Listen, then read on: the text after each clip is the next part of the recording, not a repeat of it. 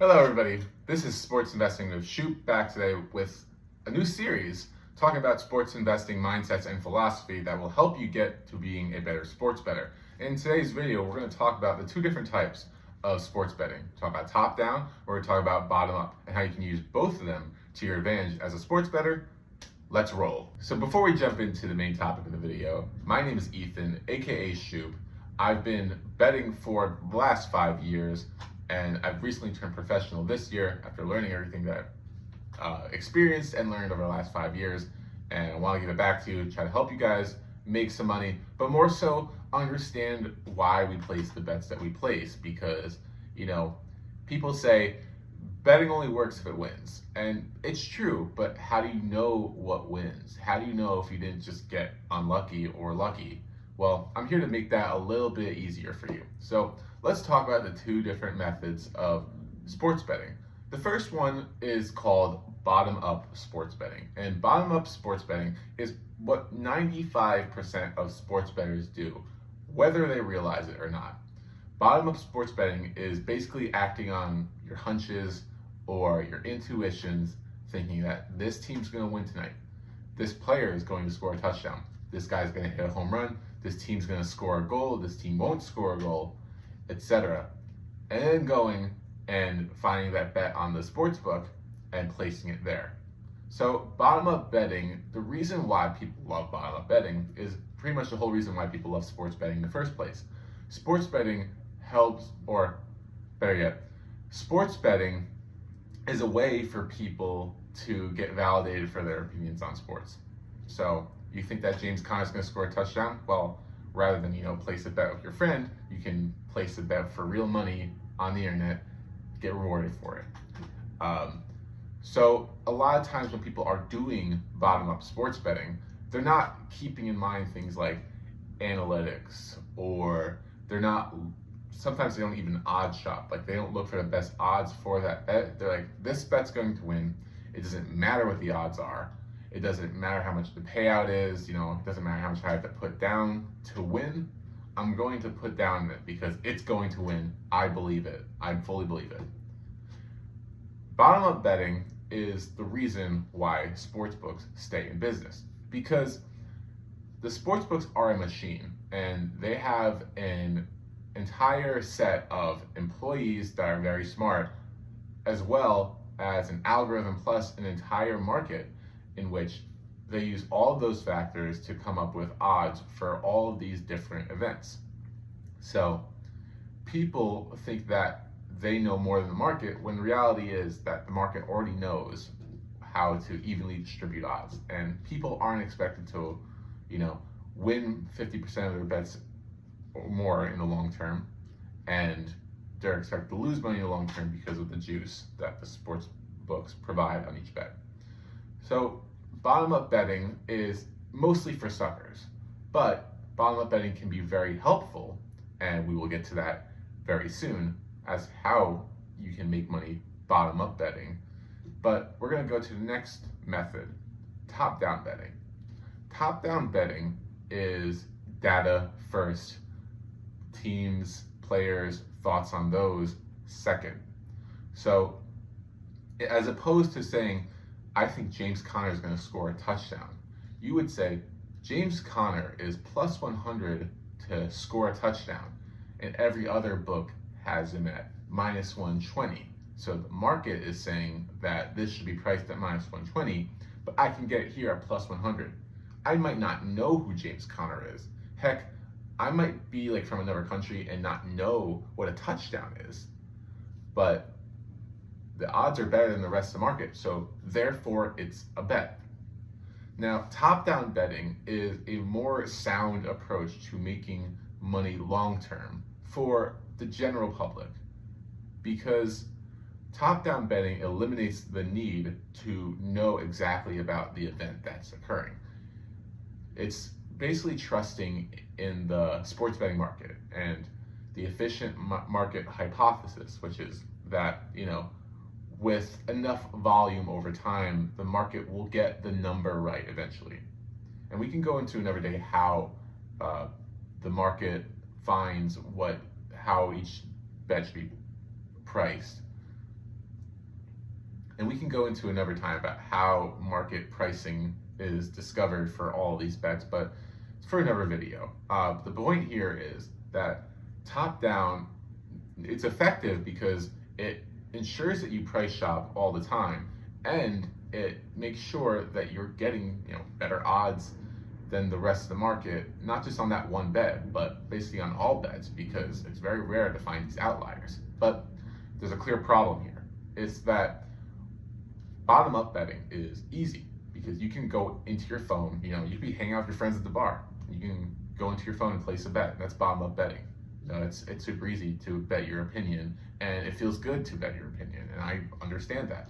Top down betting, on the other hand, takes your opinions completely out of it. So if you love sports betting in the first place, then top down betting can feel a little weird. Like, I don't want to bet against my favorite team. Like, this guy's really good. I don't want him to not score a touchdown, or I don't think he's going to do that. Like, it kind of makes you question yourself, which is one tough part, but the even harder part is finding these bets, which is impossible without software.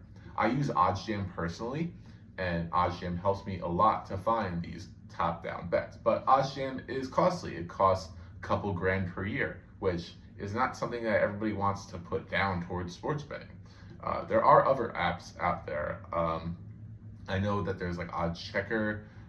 There's a few other apps on the market, not just OddsJam, that will show you these types of bets. And they're effective, but there isn't all glitter and gold with top-down betting, because sometimes you could be top-down betting something that has better odds than the rest of the market, but it turns out that that sports book was sharp at that particular sport, and they knew more than the rest of the market, and eventually the rest of the market catches up to them rather than the sharp sports book lowering their price to the rest of the sports books.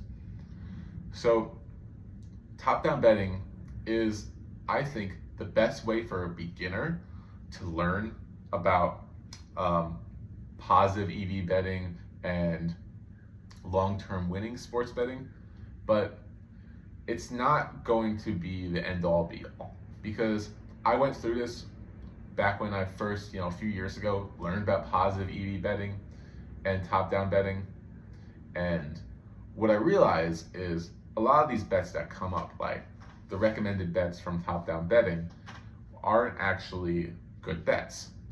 They're just bets with good odds that are, shaded to that side so that you can take them, but the odds of them hitting are still very unlikely. You'll have bets you place and the market moves against you, and you have a negative EV bet that loses, and that always hurts. It's time intensive.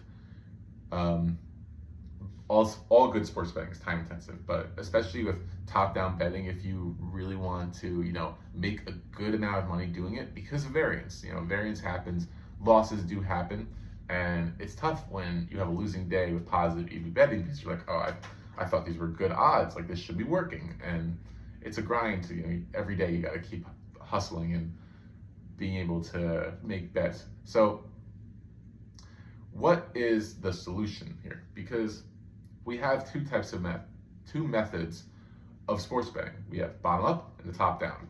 The top down is the most effective for long-term winning. Bottom up isn't, but bottom up is much easier to accomplish. Top down, there's a lot of resources you need. You need to set aside a lot of time.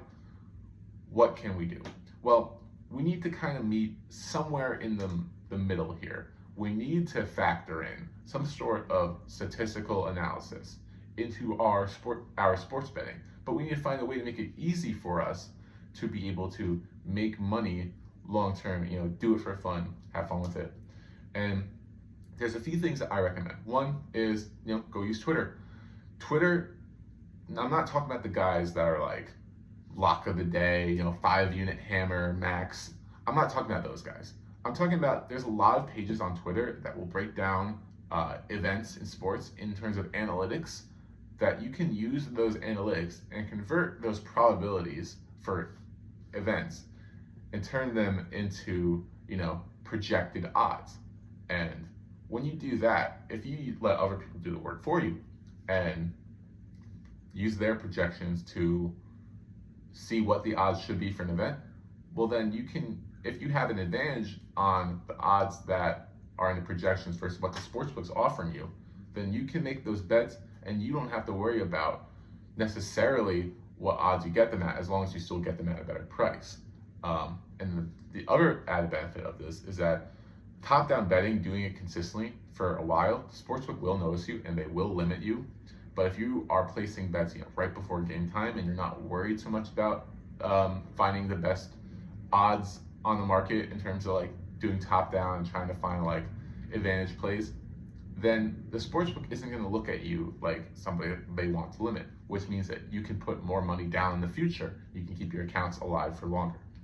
So, and that's one way of doing it. But the other way that I think, because there are analytics channels out there. I don't want to just give them out here, because as soon as I give them out, they're going to be obsolete. Like the sportsbook's going to factor it into their market.